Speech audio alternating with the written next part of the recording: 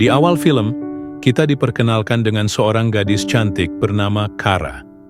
Sebagai seorang mahasiswi, malam itu dia sedang berkencan dengan pacarnya di sebuah hotel. Saat pacarnya sedang mandi, tiba-tiba ponsel pacarnya berdering. Kara kaget saat mendengar suara wanita dari seberang telepon yang mengatakan bahwa dia sedang sendirian dan menunggu kedatangan pacarnya di kosannya. Tanpa ragu, Kara pun langsung meninggalkan kamar hotel, tanpa memberi penjelasan kepada pacarnya yang terlihat bingung. Di suatu tempat yang berbeda, teman sekamar Kara yang bernama Ella juga mengalami malam yang buruk setelah dipecat dari pekerjaannya secara tiba-tiba. Tanpa ragu, Ella berusaha bangkit dan mencari pekerjaan baru melalui jaringan sosialnya. Tidak lama kemudian, Kara masuk ke kamar Ella dengan ekspresi sedih di wajahnya. Dengan berlinang air mata, Kara mengungkap bahwa ia telah dikhianati oleh kekasihnya, dan hubungan mereka kini berakhir. Ella pun dengan lembut memeluk Kara, sambil memberikan dukungan padanya. Suatu pagi di kampus, Ella bertemu dengan temannya, Melody, untuk meminta pekerjaan sampingan. Dengan hati yang terbuka, Ella menceritakan kebutuhannya akan uang untuk membayar uang kuliah dan kos. Meskipun awalnya ragu, Melody akhirnya luluh karena kebaikan hati yang dimilikinya. Tanpa disangka, pekerjaan yang ditawarkan adalah menjadi seorang streamer di situs para pria hidung belang yang memberikan dukungan dan saweran untuknya. Di tengah-tengah area mading kampus, Kara merasa terpukul saat mengetahui bahwa namanya tidak terdaftar sebagai penerima beasiswa untuk semester depan. Hatinya terasa semakin terjepit ketika melihat upaya mantan pacarnya Migo, yang berusaha keras untuk mendapatkannya kembali.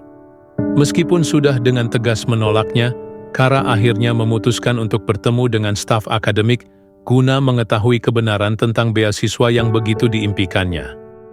Di situ, staf itu bilang kalau nilai Kara masih di bawah batas buat dapat beasiswa di kampus itu. Sekarang, Kara jadi bingung. Gimana dia bisa bayar semua kebutuhan hidupnya? Gak ada yang bisa minjemin uang, baik keluarga maupun teman-temannya. Bahkan ibunya nyaranin mending balikan aja sama Migo yang dikenal sebagai anak orang kaya. Malam itu, Kara kembali berbicara dengan Ella dan mengatakan bahwa dia tidak akan kembali bersama Migo. Ketika mengetahui bahwa Ella memiliki pekerjaan tambahan, Kara juga tertarik untuk ikut tanpa mengetahui jenis pekerjaan tersebut. Pagi berikutnya, saat Ella sedang makan, dia cerita tentang kerja sampingannya di Kara. Dia ambil uang dari dompetnya dan kasih ke Kara.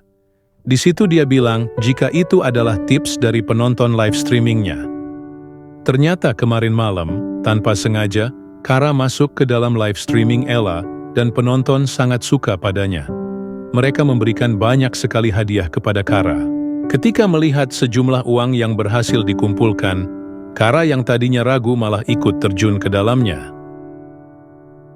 Walaupun awalnya Kara terlihat gugup, tapi keesokan harinya dia sudah tertawa-tawa dengan Ella, melihat saldo di rekeningnya. Migo yang melihat hal itu langsung mengajak Kara untuk ngobrol. Di sebuah ruangan kosong milik jurusan teknik mesin, Migo berkata jika Ella adalah pengaruh buruk untuk Kara, ia terkenal sebagai cewek nakal. Di sisi lain, Kara tetap bersikeras berteman dengan Ella, ia merasa Ella tidak seperti itu. Migo yang tak bisa berkata-kata pun mulai mengalihkan pembicaraan ke hubungan mereka, sambil melancarkan beberapa rayuannya. Kara lantas luluh, dan akhirnya tergoda untuk bermesraan di tempat itu. Setelah pulang ke kosan, Kara langsung ikut nimbrung dan melakukan live streaming bersama Ella. Kara pun mengatakan bahwa dia dan Migo sudah berpacaran kembali. Ella yang mendengar akan hal itu pun terlihat kecewa. Pada suatu malam, Migo mengadakan pesta di rumahnya dengan beberapa teman, termasuk Kara, Ella, dan seorang pemuda bernama Paul.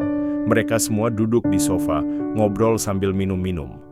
Ella merasa canggung melihat Migo dan Kara yang mesra, jadi dia ajak Paul untuk berduaan di kamar mandi.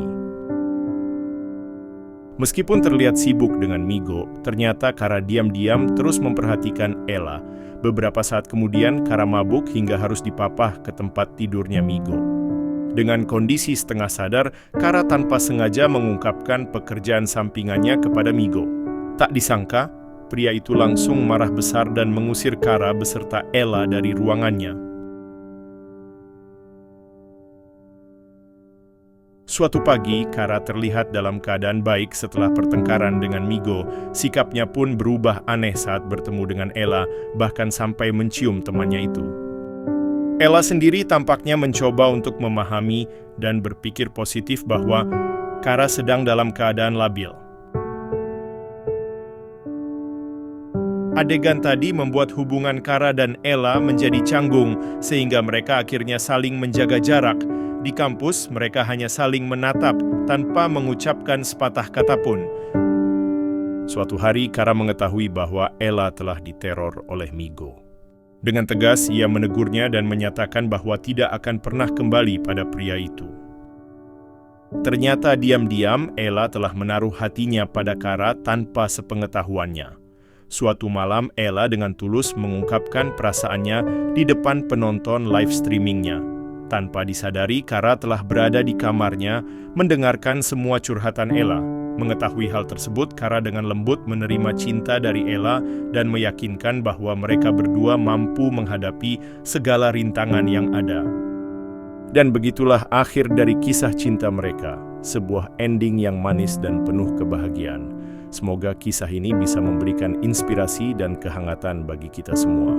Terima kasih telah menyaksikan.